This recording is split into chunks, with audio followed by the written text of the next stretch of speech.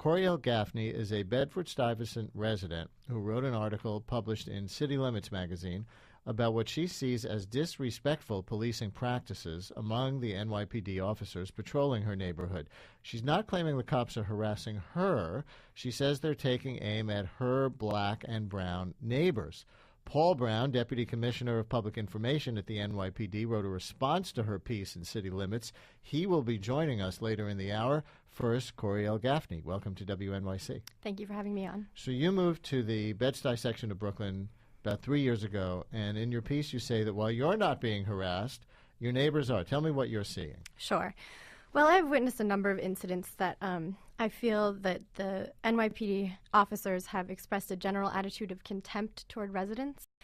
They're approaching situations with hostility and being very aggressive, and that attitude is really transparent.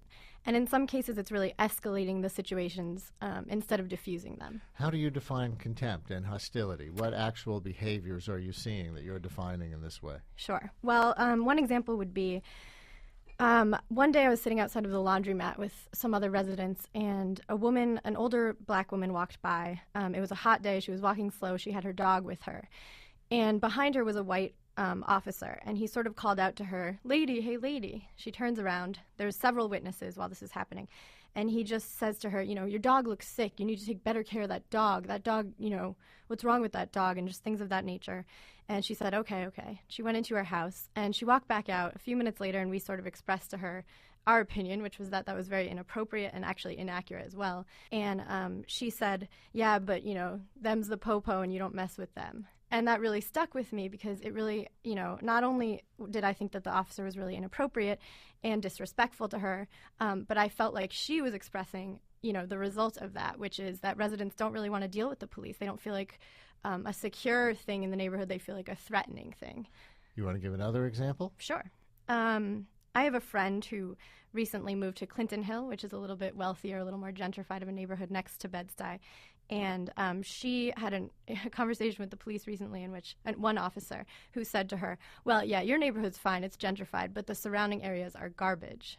And so he's literally equating the lower income neighborhoods surrounding Clinton Hill, which would be Bed-Stuy, with garbage. And I think that is very harmful. I think that police should be dispelling the myths and stereotypes about these neighborhoods. So the police department would say, I presume, and we'll hear from Deputy Commissioner Browne in a little bit, I presume he would say, among other things, that crime is down in Bed-Stuy, 15% from last year, 28% from 2001, 70% from 1994, according to their stats. Mm-hmm. So they must be doing something right. Well, yes, and I'm not even criticizing Project Impact. I think that, no one would really dispute that crime has declined significantly. I'm really criticizing the execution of it, and I think that they're sending out a lot of young, inexperienced officers into these neighborhoods who maybe feel like they have to overcompensate, and they come off as overly aggressive. And I think that even if one thing is working, that doesn't mean that we shouldn't continue to evaluate and when we need to criticize the system. And you did write in your piece, didn't you, that despite these very dramatic drops in crime, that people in the neighborhood, in many cases, don't actually feel safer? Yeah. I'd use myself as an example. I feel like I'm much less likely to report crime now that I've witnessed these things because I don't want to have to deal with that kind of attitude. I have a friend who was robbed, and when he went in the next day to file a report, he was treated very badly. He was, he was chastised for not coming the night before, and, just things like that. And I just don't want to put myself in that situation. One of your objections to the deployment of the NYPD officers, and you just kind of referred to this, is that they send so many new recruits into these high-impact zones. What's wrong with that? Well, I think it's problematic because, when someone's inexperienced on the job, they're much more likely to be a little nervous and reactive and to, once again, like I was saying, to overcompensate by coming off in the initial interaction between residents as, aggressive. So I think that if there were more experienced officers instead, they would sort of know how to handle the situation, might not be as jumpy and therefore as reactive, which, can be actually very severe with the NYPD. You also criticize the practice of sending a majority of white officers into neighborhoods like Bed-Stuyvesant with a majority of black residents. Well, Paul Browne's response actually negated that. He said that it's not a majority of white officers, but I would say to that, most of the incidents I witnessed involved a white officer, so that was my perception.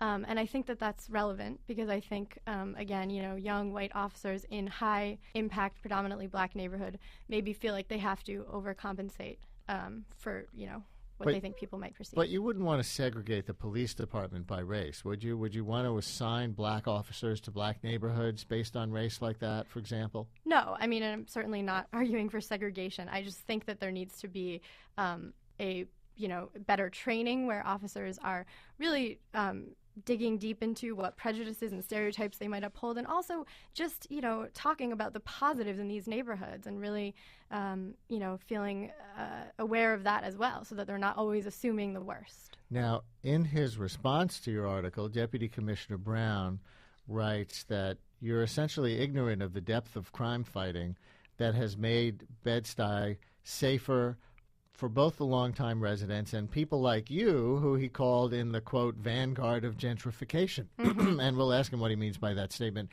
in a few minutes. But do you think you're not giving enough credit to the NYPD efforts that dramatically reduce crime, ironically enough for you as a white woman to feel safe living there now? Right. Well, I didn't write an editorial about what the NYPD is doing well. I wrote an editorial about the problems I was seeing. So I didn't give much to that, but I don't think that was my intention. And again, no one's arguing that crime has not declined or that, it would be easy for me to live there 20 years ago. And I appreciate the men and women who put their lives, in danger. But that doesn't change the fact that this attitude is transparent and present and really disrupting things.